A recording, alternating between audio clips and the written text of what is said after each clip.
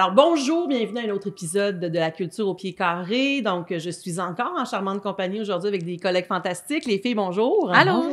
Marie, on te revoit aujourd'hui. Tu étais parmi nous lors de notre dernier épisode. Marie, tu travailles au Centre d'art Jacques-Michel Auger, tu travailles de la médiation, tu travailles avec les expos, les artistes pour des expositions, des vernissages et tout ça. Puis là, aujourd'hui, on a invité notre charmante Ève Tousignan. Bonjour. Ève, qu'est-ce que tu fais exactement au Carré 150? Donc, je suis adjointe à la direction spectacle et locative. OK, puis adjointe aux opérations spectacle et locatives, ça fait quoi exactement ça? Donc, nous, on va suivre au day-to-day chaque spectacle, chaque location. On va accompagner de l'arrivée des productions jusqu'à la fin du déroulement du spectacle. Donc, on est là pour encadrer chacune des représentations qui a lieu dans nos lieux. Mais là, quand tu me dis que tu encadres chacune des représentations qui se passent au Carré 150, tu parles aussi de l'accueil du public, tu parles aussi de l'accueil des artistes. Si on y va vers au niveau du public, tu as du personnel en place pour chaque spectacle. Fait que, qu'est-ce qu'ils font exactement ces gens-là? Donc, le personnel d'accueil va être là dès votre arrivée à l'entrée pour scanner vos billets. Ensuite, vous allez entrer. Vous allez possiblement faire une visite au centre d'art. Puis ensuite, vous allez vous diriger vers la salle. Ils vont vous accompagner, vous orienter vers votre banc. Ensuite, ils vont assurer que tout le monde soit en salle pour le début du spectacle. Puis un coup que le spectacle est commencé, on va assurer la sécurité des gens tout au long du spectacle. Voir à faire respecter les consignes aussi. Oui. Des fois, il y a des gens qui essaient de prendre des photos. C'est souvent pas souhaitable. Donc, on est là pour faire respecter les consignes. Puis, jusqu'à la fin, on va assurer une sortie sécuritaire de la salle de spectacle jusqu'à la porte. Puis, vous devez aussi faire un peu la même accueil avec les artistes qu'on reçoit, que là, on voit moins parce que ça se passe en arrière-scène. Donc, comment ça fonctionne? En arrière-scène, on va accueillir, on a l'heure d'arrivée des productions, donc on va aller les accueillir. On va s'assurer qu'ils sont bien installés dans leur loge, que leurs demandes de vie d'hospitalité sont remplies. Puis, on va s'assurer que les petites demandes comme les fers à repasser, les steamers soient dans la loge. OK. Fait que là, on a tout ça, cette affaire-là. On a tout ça, cette affaire-là. On est comme un gros hôtel, finalement, qui accueille les artistes, qu'on chouchoute de leur arrivée jusqu'à leur départ. Justement, tu parlais, là, il y a quelques secondes, de vie d'hospitalité. Oui. C'est quoi ça, un devis d'hospitalité? Donc, c'est les petites demandes personnalisées. Petites demandes?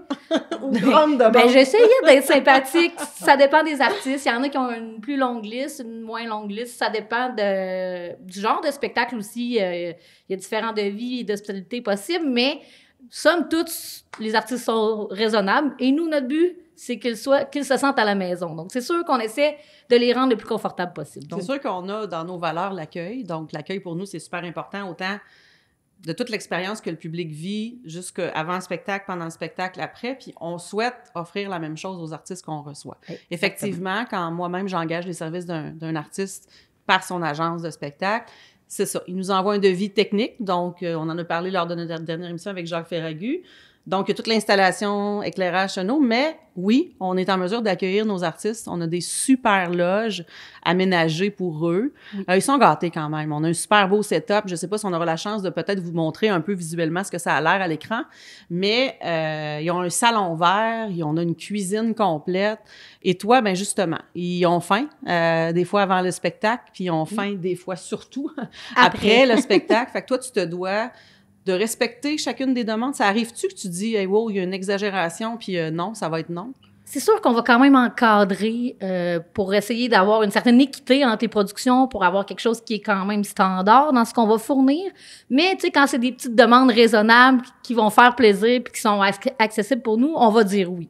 J'ose espérer que les artistes se sentent bien accueillis chez nous.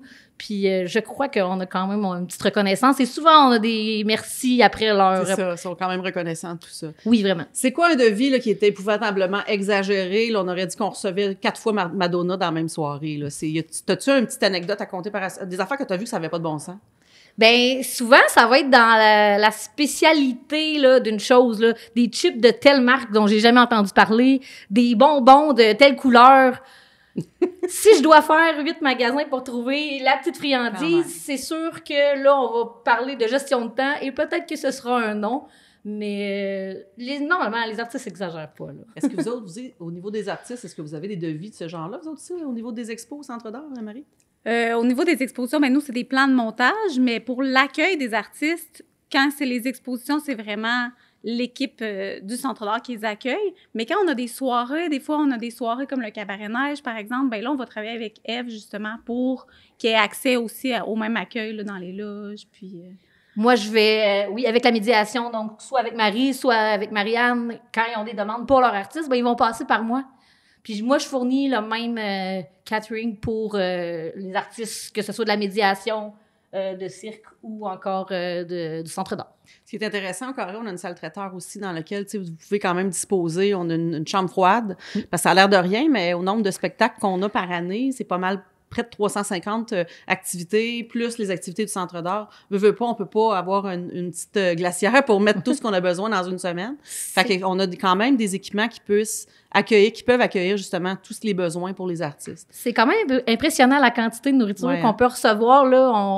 On pense pas à ça nécessairement, mais oui, c'est assez important. Donc, quand on va recevoir les nourritures, on va les disposer dans le frigo et on va annoter chaque catering qui est fait pour chaque personne. Parce que là, avec toutes les restrictions alimentaires, je pense entre autres à des allergies, sans gluten, sans ci, sans ça, sans lactose, tu n'as pas le choix à un moment donné de prendre de petites notes.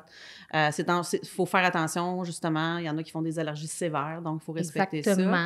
Les filles, si on parle un peu du cocktail que l'on boit en ce moment, parce que ça fait partie de notre accueil aussi d'avoir un service de bar pour notre public, mais aussi des artistes que l'on reçoit.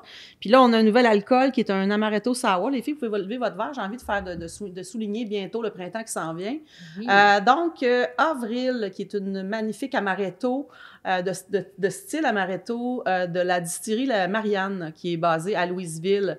Donc, encore une fois, c'est un cocktail signature qu'on a ici au bar, du Laurier. Donc, les filles, on lève notre verre. Puis, santé, mais on n'a pas fini notre émission encore, mais quand même, public, on déguste devant vous. C'est délicieux. C'est vraiment délicieux. Les filles, si je vous demande qu'est-ce qui s'en vient que vous avez envie de me parler pour un spectacle qui va avoir là, dans les prochaines semaines, dans le mois de mars, qu'est-ce que vous avez envie de me parler aujourd'hui? Bien, le mois de mars, c'est la relâche scolaire. Oui. Donc, c'est sûr que, tu sais, on a beaucoup d'activités en médiation, puis de spectacles aussi qui s'adressent aux familles au mois de mars. Donc, nous, au Centre d'art, on va avoir des ateliers de théâtre d'ombre. Donc, les familles vont pouvoir venir créer leurs propres marionnettes, apprendre comment les manipuler, faire des jeux avec la lumière, tout ça. Puis, on utilise les anciennes gélatines du Carré 150 pour faire ça. Tu sais, vous savez, quand on a des projections, ben pas des projections, mais des lumières de scène. C'est l'espèce de pellicule de couleur qu'on voit un peu au travers. Ouais, donc, on utilise ces anciens matériaux-là pour créer des marionnettes et c'est sur la thématique du cirque.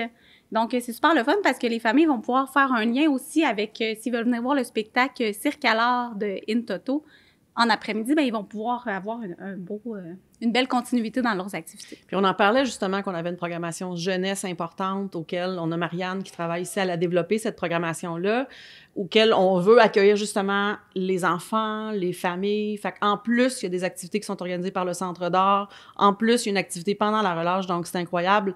Donc, soyez à l'affût de la date exacte de l'accueil. Et toi, de ton côté, Ève, si tu as envie de me parler de quelque chose qui va se passer là, prochainement sur la scène, que ce soit au Cabaret ou sur la scène Le Maire? Bien, je vais vous parler d'un show qui aura lieu sur la scène Le Maire, mais en fait, qui est le One Man Show, parce que je vais vous parler de Joe Cormier, donc qui est venu roder au Cabaret, justement, et qui, là, est rendu à sa tournée avec son show réel. Qui est Animal, je pense. Animal, exactement. Donc, dans l'absurdité, on l'a vu, c'est très drôle. Et puis, je pense qu'avec son show qui est finalement rodé, puis il est prêt, on va avoir droit à des nouveautés, parce que c'est sûr qu'en rodage, on n'a pas l'entièreté d'un spectacle. Donc, probablement qu'il va y avoir des découvertes, même si vous l'avez vu déjà en rodage. Moi, je pense que ça vaut la peine de revenir le voir. Extrêmement drôle et déjanté à sa façon. On entend du bruit, désolé, on le garde, on reste en onde. C'est ça, le Carré 150, ça bouge de tout partout. On est 365 jours en opération.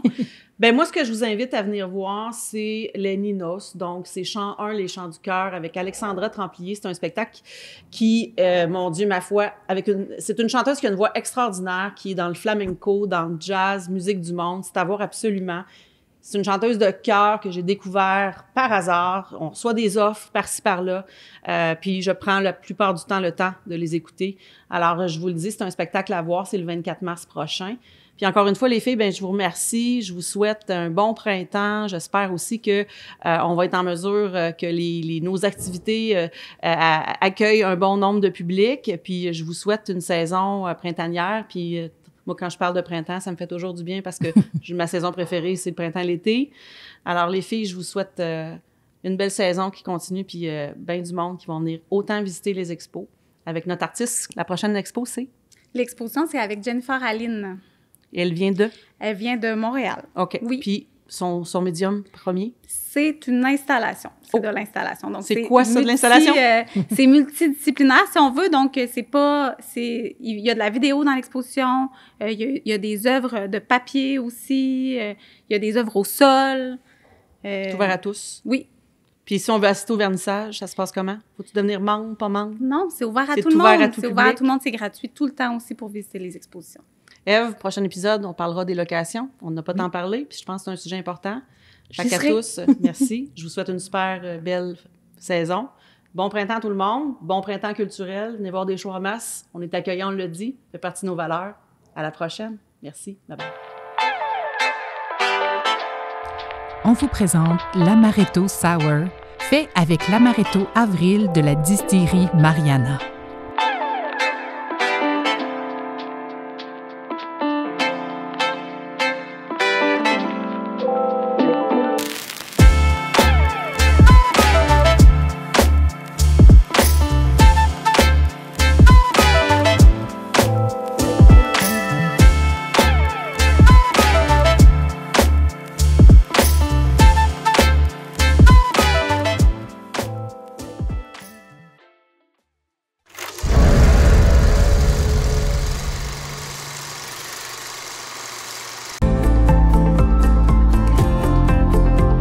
La vraie télé, c'est la télé communautaire, c'est la télé autonome, la télé libre, parce qu'elle n'est pas contrôlée par des géants, elle n'est pas contrôlée par de la publicité, elle n'est pas contrôlée par du gros argent, elle est contrôlée par vos intérêts.